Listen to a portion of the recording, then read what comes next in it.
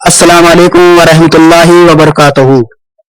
حضرات محترم، کچھ لوگ جب قرآن مجید پڑھنے کے لیے نیت کرتے ہیں کہ قرآن مجید پڑھیں تو حضرات محترم تو وہ لوگ ننگے سر قرآن مجید پڑھتے ہیں۔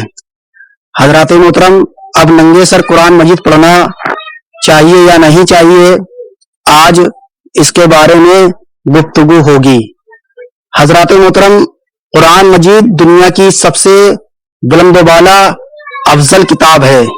یہ تمام کتابوں سے سب سے اچھی کتاب ہے اور دنیا کی تمام کتابیں ننگے سر پڑھی جاتی ہیں، لیکن دنیا والوں کو بتانے کے لیے اور اس کی ادب، قرآن مجید کا ادب کرنے کے لیے ہم لوگوں کو یہ حکم دیا گیا ہے کہ ہم لوگ جو ہے سر پر ٹوپی وغیرہ رکھ کر کے قرآن مجید پڑھے تاکہ اس سے ادب ظاہر ہو۔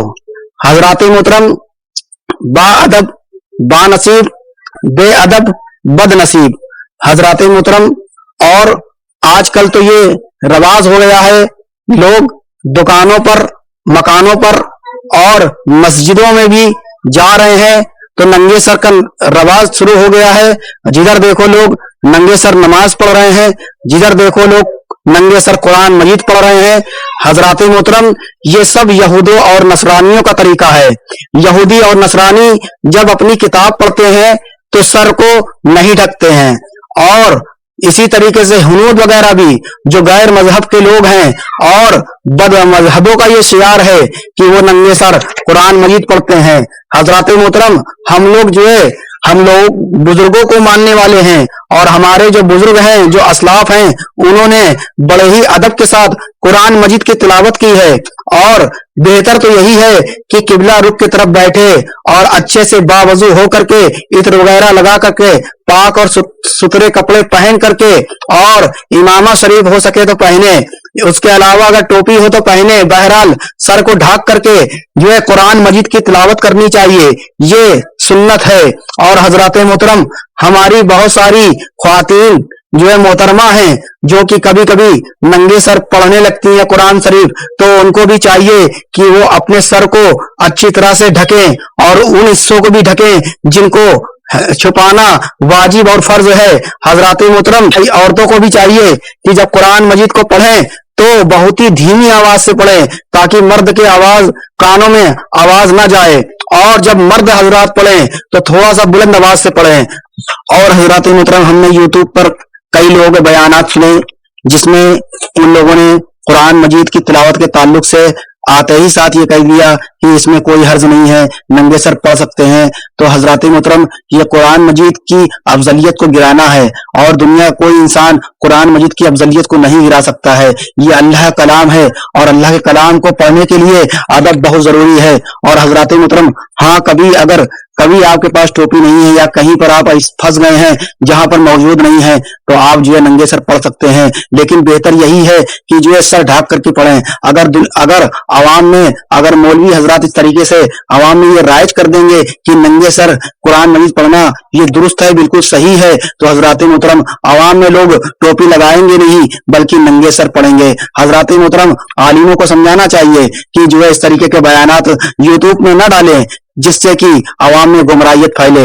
حضرات محترم، اور ایک بات اور بتا دے رہے ہیں، کیونکہ تراویح کا موقع چل رہا ہے، آج لوگ تراویحاں پڑھ رہے ہیں اور کچھ حافظ حضرات تراویحاں سنا رہے ہیں، تو ان کو قرآن مجید کو دہرانا رہتا ہے، تو کیا چلتے پھرتے جو ہے قرآن مجید پڑھ سکتے ہیں؟ تو حضرات محترم، ادب کے ساتھ دھیمی رفتار میں چلتے ہوئے قرآن مجید کی تلاوت آپ کر سکتے ہیں، لیکن پاک جگہوں پر جب آپ چل رہے ہوں باہر تو ایسی جگہوں پر تلاوت نہ کریں، مطلب چلتے ہوئے جہاں پر بہت زیادہ نجاست پھیلی ہو۔ حضرات محترم، صاف ستھری جگہ اگر دکھ رہی ہو، روڈ پر بالکل صاف ستھرا روڈ ہو، تو وہاں پر آپ چلتے پھرتے بھی قرآن مجید پڑھ سکتے ہیں، اس میں کوئی حرج نہیں ہے، لیکن ادب ملحوظ رہنا چاہیے، اور جب آیت پوری ہو جائے تو उसके बाद ही आप बात करें। उसके बाद औज़ बिल्लाह बिस्मिल्लाह करके फिर से आप उसको पढ़ने लगे। और बहुत से लोगों को देखा गया है कि चलते फिरते अगर कुरान पढ़ते हैं तो बीच से बोल देते हैं। हजरत मोहतरम ये दुरुस्त नहीं है, बल्कि आयत पूरी हो जाए उसके बाद बोले। ये हो गया चलते फिरते जो है कुरान मजीद की तिलावत का हुक्म। और हजरत मोहतरम अगर आप चाहें तो लेट करके भी कुरान मजीद की तिलावत कर सकते हैं। लेट करके कुरान मजीद की तिलावत करने का हुक्म ये है कि आप जो है बिल्कुल चित लेटें, और बिल्कुल जो है चित लेट करके आप पैर लंबे करके बिल्कुल भी नहीं पढ़ सकते हैं, यानी बिल्कुल भी पैर को सीधा करके नहीं पढ़ सकते हैं। हाँ, दाहिने करवट लेट करके पैर को हल्का सा पीठ की तरफ सिकोड़ करके आप जो है किबला रुख हो करके जिस तरीके से सुन्नत तरीका है सोने का, उस तरीके से आप लेट करके और हल्का से अगर रजाई ओढ़े हैं या लिहाफ वगैरह कम्बल वगैरह ओढ़े हैं तो हल्का सा मुंह खोल लें, और जो है लेट करके जो है किबला रुख हो करके पैरों को सुकोड़ करके अदब के साथ लेट करके भी कुरान मजीद की तिलावत कर सकते हैं। वल्लाहु ताला आलिम बिस्सवाब। और हजरत मोहतरम हम आपको ये बता दें कि आज दुनिया में जितनी भी किताबें हैं आप उसको देखेंगे तो आपको बिल्कुल से ऐसे ही रखी हुई नजर आएगी, लेकिन कुरान मजीद एक ऐसी किताब है जिसको गिलाफ में रखा जाता है। ये बहुत ही बुलंदो बाला किताब है,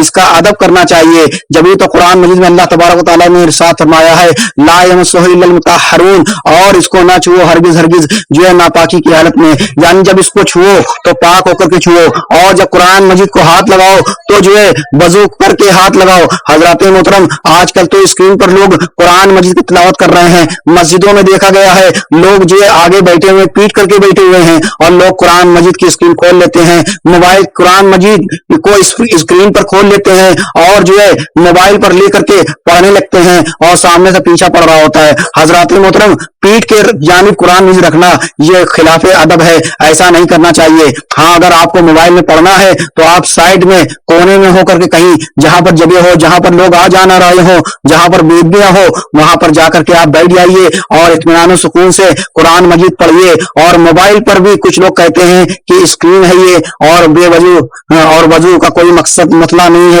इसमें शीशा लगा हुआ है। तो हजरत मोहतरम हम आपको बता दें कि जिस तरीके से अदब एहतराम कुरान मजीद का असल किताब में है, उसी तरीके से इसका अदब एहतराम कुरान मजीद का जो है ये मोबाइल पर भी है। अगर आप इस कुरान मजीद के ऐप्स को अगर आप खोल रहे हो तो आप खोलने से पहले वजू बना लो और किसी का पीछा ना पड़ रहा हो। इसका अदब बहुत जरूरी है, जितना ज्यादा आप अदब करोगे उतना ही ज्यादा आपको सवाब मिलेगा। हमने फतावा आलमगीरी शरीफ की कुछ इबारत लिख दी है डिस्क्रिप्शन में, वहां से आप देख सकते हैं। वमा अलैना अल बलागुल मुबीन। अस्तगफिरुल्लाह रब्बी मिन कुल्ली ज़ंबिन व अतूबु इलैह। अस्सलामु अलैकुम व रहमतुल्लाहि व बरकातहू।